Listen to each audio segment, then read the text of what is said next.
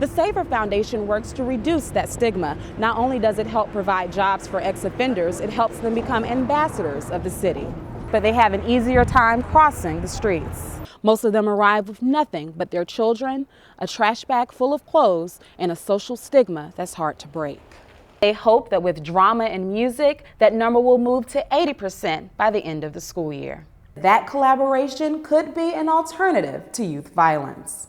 But one teacher says overhauling an entire school could make those matters worse and break long-lasting friendships. That's why organizers here at reelmm say their work is so important. Every weekday at 6:30, Juan Cruz rallies his team of workers. Everything's look good, man. They say everything. They clean and sweep Chicago's State Street and the Loop. But 6 years ago, Cruz says getting a job was next to impossible. And they have this box on the application, have you ever been convicted of a felony? So, I mean, it said it doesn't discriminate, but then you don't get called back for a second interview. Now he has a second chance, thanks to the Safer Foundation in downtown. The group that helps ex-offenders with transitional employment just partnered with the Chicago Loop Alliance. The alliance is made up of business owners and property managers who aim to stimulate economic growth in the Loop. So instead of, tearing down the community, we're building it up. For 30 years, the Safer Foundation has helped people like Cruz get back on their feet with counseling and support services. But Safer President Diane Williams says changing employers' perceptions is very much a part of changing her clients' lives.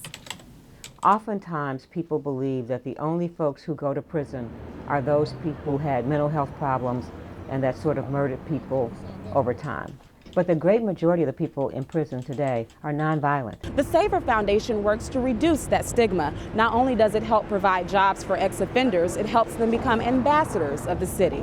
The reality is these people are sort of the first point of contact for a lot of people visiting Chicago. And workers say that makes them feel a part of the community again. I get to interact with the guests to the city, the tourists. I get to give directions. As they work, they embark upon their own roads back to self-sufficiency. Marissa Mitchell, Northwestern News Network. Everybody understand? Yes. Okay. Like most sixth graders, a school day for Brianna Lewis includes taking notes and studying for tests. But unlike some of her peers, she comes to school with more on her mind. Why is he in jail? Like, what is he doing? What if he would have been here, would it change? Would it be the same? Brianna is a student at the Lawndale Community Academy. Her father has been in prison for 3 years. She lives with her mom, but says her teacher, Althea Gordon, is like her second mother. You see me, you see her. And that's every single day. If not, we on the telephone, we talking on the phone. They came together through Chicago's Lawndale Amachi Mentoring Program, or LAMP. The organization pairs mentors with students of incarcerated parents in 13 Chicago schools in Lawndale. Gordon has mentored Brianna for more than 2 years. Her grades turned from C's to A's. Many children in Lawndale share Brianna's story. Research has shown that African American children are 9 times more likely than their white peers to have a parent in prison. That's why organizers here at reelmm say their work is so important.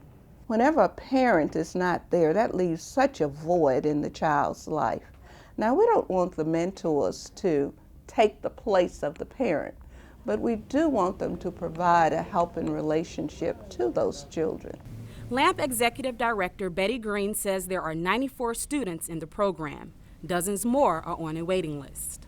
Brianna sees Gordon every day. She makes me feel like I'm special. Like I'm just someone that can do anything I put my mind up to. Anything, no matter where her dad lives. For You and Me This Morning, I'm Marissa Mitchell. Parents protested outside of CPS headquarters. If they take these teachers away, these kids don't have nobody. Taking teachers away is part of a turnaround plan for some of CPS' most troubled schools. The idea is that CPS would fire staff and hire new teachers and administrators. Charles Deneen Elementary is on the list of turnaround schools. Teachers Union President Marilyn Stewart says Deneen just received millions of dollars in federal funding and hasn't had a chance to show what it can do. For people who are data driven, you don't change an experiment in the last year and expect the results not to be negatively affected. Inside CPS headquarters, school board members heard hours of public testimony from parents, teachers, and aldermen.